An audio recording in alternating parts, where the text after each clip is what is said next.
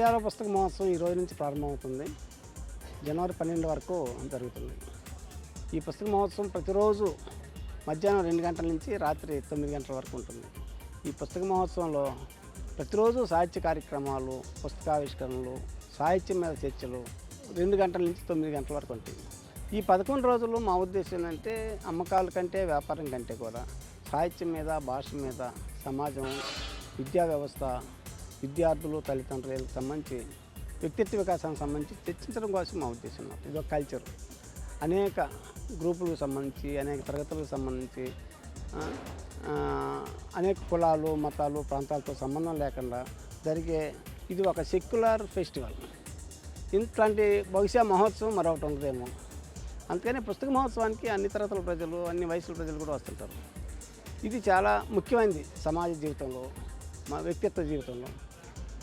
నా ఉద్దేశం అయితే ప్రతి పిల్లవాళ్ళు కానీ, తల్లిదండ్రులు కానీ పుస్తకాలు కొని ఒక లైబ్రరీ డెవలప్ చేసుకుంటేనే ఆ ఇల్లు యొక్క అందం కానీ, వ్యక్తిత్వం కానీ ఇంత ఉన్నతంగా ఉంటుందని నేను నమ్ముతాను. అందులో భాగంగా మీ పిల్లల్ని తీసుకొచ్చి విజయవాడ పుస్తక మహోత్సవాన్ని సందర్శించి పుస్తకాలు కొనుక్కోవాలని కోరుతున్నాను. ఈ సంవత్సరం ప్రత్యేకత ఏంటంటే గత 25 సంవత్సరాలు జరిగినటువంటి డెవలప్మెంట్స్కి సంబంధించి సాహిత్యం మీద, సంస్కృతి మీద సదస్సులు ఉండి, అందులో భాగంగా కథ 25 సంవత్సరాల కథ, 25 ఏళ్ల నవల, 25 ఏళ్ల సాహిత్య విమర్శ, 25 ఏళ్ల నాటకం, 25 ఏళ్ల అనువాద సాహిత్యం, 25 ఏళ్ల బాల సాహిత్యం అనే అంశం మీద 2 తెలుగు రాష్ట్రాల్లో ప్రతిభావంతులతో మేము సదస్సులు నిర్వహిస్తున్నాం. అది ఖచ్చితంగా ఆదరణ ఉండిద్దని, మీరు ఆదరిస్తారని మేము కోరుతున్నాం. దాంతోపాటు గతంలో లాగానే ప్రతిభావేదిక ఉంది. ఈ ప్రతిభావేదిక మీద పిల్లలకు సంబంధించినటువంటి కాంపిటీషన్స్, మిగతా కార్యక్రమాలు, సైన్స్ కార్యక్రమాలు కొనసాగుతుంటాయి.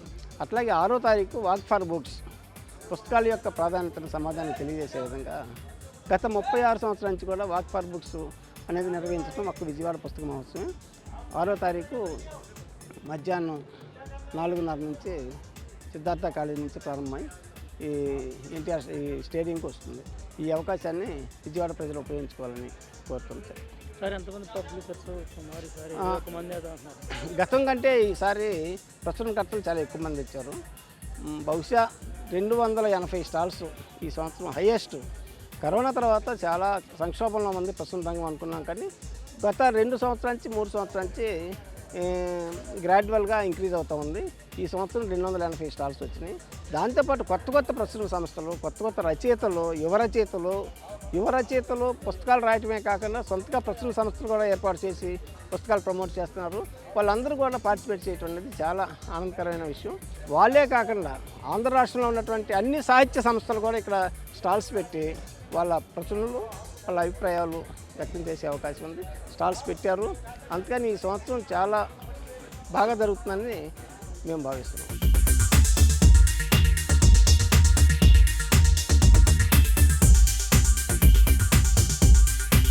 36వ విజయవాడ పుస్తక మహోత్సవంలో గతంతో పోలిస్తే ఈ సంవత్సరం 48 స్టాల్స్ కొత్తగా పెరిగాయి. అందులో భాగంగా దేశంలో ఉన్నటువంటి అత్యున్నతమైనటువంటి అన్ని పబ్లిషర్స్ కూడా ఈసారి రావడం జరిగింది. ప్రపంచ ప్రఖ్యాతిగాంచినటువంటి పుస్తకాలు, లక్షలాది పుస్తకాలు ఈ 36వ పుస్తక మహోత్సవం ఉన్నాయి.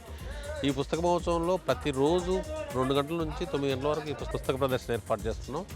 ప్రతి పుస్తకం మీద 10% డిస్కౌంట్తో ఈ 300 స్టాల్స్లో పుస్తకాలకు, విద్యార్థులకు, మేధావులకు, రకరకాల ఆధ్యాత్మిక గ్రంథాలు, అనేకమైనటువంటి గ్రంథాలు, ఈ యొక్క లక్షలాది పుస్తకాలు వెలిచి ఉన్నాయి. కాబట్టి దీన్ని విజయవాడలో ఉన్నటువంటి ప్రజలే కాకుండా ఆంధ్రప్రదేశ్లో ఉన్నటువంటి అందరూ కూడా ఈ పుస్తక మహోత్సవాన్ని వీక్షించి దీన్ని జయప్రదం చేయాలని కోరుకుంటున్నాం.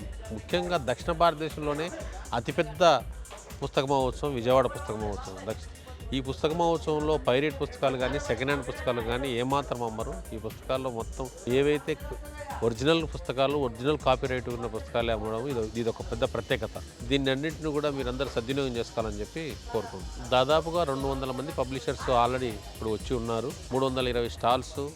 అదేవిధంగా ప్రతిరోజు సాహిత్య సాంస్కృతిక కార్యక్రమాలు 2 స్టేజీలు ఏర్పాటు చేశాం. ఒకటి కమ్రేడ్ డాక్టర్ బివి పట్టాభిరామ్ పేరుతో స్టేజీ, తర్వాత ఒకటి నార్లేకర్తో పిల్లలకు సంబంధించినటువంటి స్టేజ్ ఒకటి ఏర్పాటు చేసి ఈ ప్రతిరోజు ఈ యొక్క కార్యక్రమాలు నిరంతరం ఏర్పాటు చేస్తాం.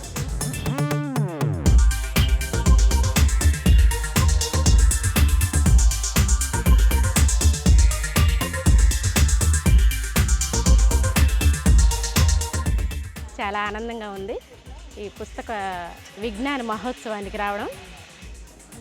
ఇకపోతే ఇక్కడ ప్రతి రాజకీయ సామాజిక అలాగే చారిత్రక అలాగే పిల్లలు స్టూడెంట్స్ చదువుకోవడానికి కావాల్సిన పుస్తకాలు అన్నీ కూడా ఇక్కడ చాలా స్టాల్స్ పెట్టారు. అన్ని అంశాలకు సంబంధించిన పుస్తకాలు చదువుతూ ఉన్నామండి గత కొన్ని సంవత్సరాల నుంచి. ఇక్కడ ప్రతి అంశానికి సంబంధించిన పుస్తకాలు ఇక్కడ దొరుకుతాయి. దగ్గర 400 పబ్లిషర్స్ వచ్చి ఇక్కడ వాళ్ళ యొక్క బెస్ట్ సెల్లర్స్ ఏవైతే ఉన్నాయో మన విజయవాడ మహానగరానికి వీళ్ళు అందుబాటులోకి తీసుకొచ్చారు. ఇది చాలా హర్షణీయమైనటువంటి అంశం అండి ఇది. ఇకపోతేనేమో ఇక్కడ నాకు చాలా ఆనందంగా ఉంది. అలాగే మా పిల్లలు మా మనవాళ్ళు మనవరాళ్ళని కూడా ఇక్కడికి తీసుకురావాలని నేను అనుకుంటున్నాను. వాళ్ళకి సంబంధించిన చదువుకు సంబంధించినటువంటివి అలాగే సామాజిక బాధ్యతలు ఆ అంశాలకు సంబంధించిన పుస్తకాలు కూడా మనకి ఇక్కడ లభ్యమవుతున్నాయి. వాటిని కూడా చదివిస్తే మన సంస్కృతి సాంప్రదాయాలు పిల్లలకి తెలియచెప్తే వాళ్ళ యొక్క జీవితంలో అవి చాలా ఉపయోగపడతాయని నేను వాళ్ళని తీసుకురావాలని అనుకుంటున్నాను. ఇంకో 7 సార్లు వస్తాను నేను ఇక్కడికి ఈ బుక్ ఫెస్టివల్ అయ్యేలోపు. ఇకపోతే ఈ మధ్యకాలంలో ఎక్కువ మంది పిల్లలు ఎలక్ట్రానిక్ గాడ్జెట్స్తో అంటే సెల్ ఫోన్స్, ట్యాబ్స్ ఇట్లాంటి ఎక్కువ ఎలక్ట్రానిక్ గాడ్జెట్స్ తోటి కాలం గడిపేస్తున్నారు. అలాగే పేరెంట్స్ అందరికీ ఒక చిన్న విజ్ఞప్తి అండి, మీరు మన పిల్లల్ని అందరిని తీసుకురండి ఈ బుక్ ఎగ్జిబిషన్కి. ఇక్కడ వాళ్ళకి విజ్ఞానం కిటికీ లాంటిదంట. ఒక చిరిగిపోయిన చొక్కా అయినా వేసుకోవచ్చు, ఒక మంచి పుస్తకం చదవాలి అని వీరేశలింగం పంతులు గారు చెప్పారు. ఆ విధంగా మన పిల్లలకి మన యొక్క భారతదేశం యొక్క సంస్కృతి సాంప్రదాయాలు దాని యొక్క ఔచిత్యం తెలియాలంటే ఈ పుస్తక ఎగ్జిబిషన్కి తీసుకురావాలండి ప్రతి ఒక్కళ్ళు. నాకు బాగా నచ్చిన పుస్తకం వచ్చి చేగువేరా. చాలాసార్లు చదివానండి. ఇవి చాలా బుక్స్ ఉన్నాయి చేగువేరావి నా దగ్గర. అయినా ఎందుకు నా మనసు మళ్ళీ అటేలా అవుతుంది, ఇంకోసారి కొనుక్కుంటున్నాను. ఎవరికైనా నా జ్ఞాపకంగా బహుమతి ఇవ్వడానికి కూడా అర్హమైనటువంటి పుస్తకం అండి ఇది.